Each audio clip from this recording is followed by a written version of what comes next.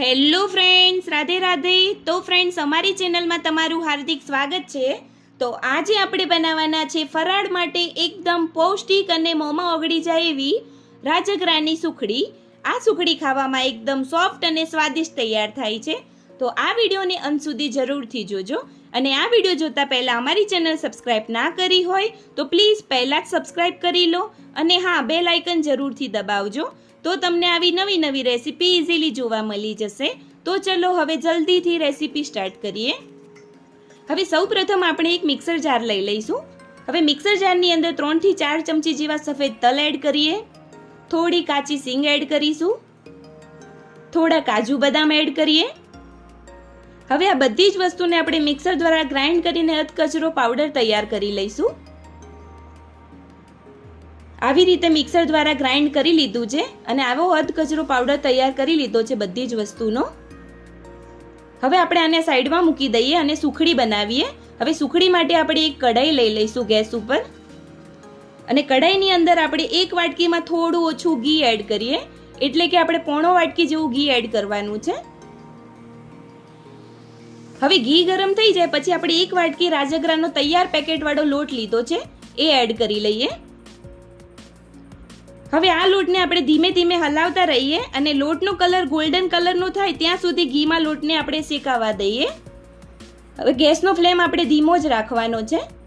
હવે ધીમે ધીમે આપણે ગોલ્ડન કલર થાય ત્યાં સુધી લોટને શેકાવા દઈશું.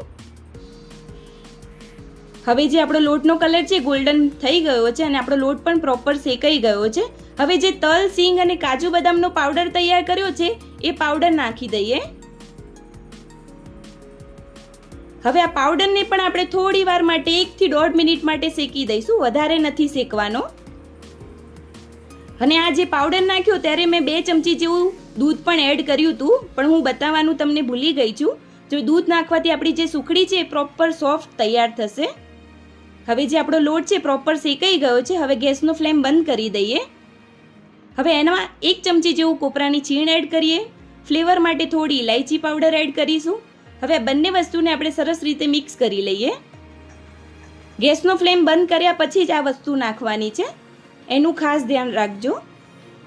હવે બંને વસ્તુને સરસ રીતે મિક્સ કરી લીધું છે.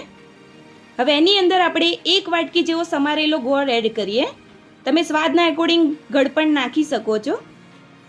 હવે ગેસનો ફ્લેમ બંધ કર્યા પછી જ ગોળ નાખવાનો છે, કારણ કે જે લોટ શેકેલો છે એ ગરમ હશે તો આપણો જે ગોળ છે પ્રોપર રીતે ઓગળી જશે. હવે જે આપણો ગોળ છે સરસ રીતે ઓગળી ગયો છે અને બધી જ વસ્તુમાં મિક્સ થઈ ગયું છે.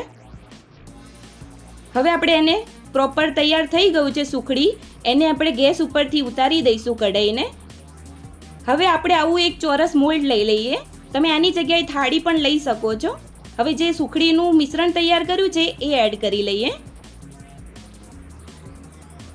હવે તવીથાની મદદથી આપણે સુખડીને પ્રોપર સેટ કરી લઈશું મોલ્ડની અંદર. આવી રીતે તવેથાની મદદથી સરસ મેં સુખડી મોલ્ડમાં સેટ કરી લીધી છે. હવે ઉપરથી થોડી ખસખસ ગાર્નિશ માટે એડ કરી લઈએ. તમે કાજુ બદામની કતરણ પણ એડ કરી શકો છો. હવે આ સુખડીને આપણે થોડી વાર માટે ઠંડી થવા માટે મૂકી દઈશું. હવે જે આપણી સુખડી છે પ્રોપર રીતે ઠંડી થઈ ગઈ છે. હવે ચપ્પાની મદદથી આપણે સરસ રીતે મનગમતા શેપમાં પીસ પાડી લઈએ. આવી રીતે ચપ્પાની મદદથી મનગમતા પીસ પાડી લેવાના છે સુખડીના. આવી રીતે મેં બધા જ પીસ પાડી લીધા છે સુખડીના. હવે આપણે તવેથાની મદદથી ચેક કરીએ તો આપણી જે સુખડી છે પ્રોપર રીતે સેટ થઈ ગઈ છે. અને આ સુખડી તમે 11 શ્રાવણ મહિનાના સોમવાર અથવા તો કોઈ પણ ઉપવાસમાં ખાઈ શકો છો, જે ખાવામાં એકદમ સોફ્ટ તૈયાર થાય છે. હવે આપણે એક પ્લેટ લઈ લઈએ. પ્લેટની અંદર જે ફરાળી સુખડી છે એ સર્વ કરીશું. તો તમે પણ આ રેસીપીથી ફરાળી રાજગરાની સુખડી એકવાર ટ્રાય કરજો. એકદમ સોફ્ટ અને સ્વાદિષ્ટ તૈયાર થાય છે. આ સુખડીને તમે અઠવાડિયું અથવા તો 15 દિવસ માટે સ્ટોર પણ કરી શકો છો. તો મિત્રો, તૈયાર છે ફરાળ માટે એકદમ પૌષ્ટિક અને મોઢામાં ઓગળી જાય એવી રાજગરાની સુખડી. તો તમને આ સુખડીની રેસીપી વિડીયો કેવો લાગ્યો એ કમેન્ટ જરૂરથી કરજો. અને વિડીયોને લાઈક કરજો, શેર કરજો અને અમારી ચેનલ સબસ્ક્રાઈબ કરવાનું ના ભૂલતા. હવે ફરી મળીશું આવી નવી રેસીપી ટિપ્સ સાથે. રાધે રાધે.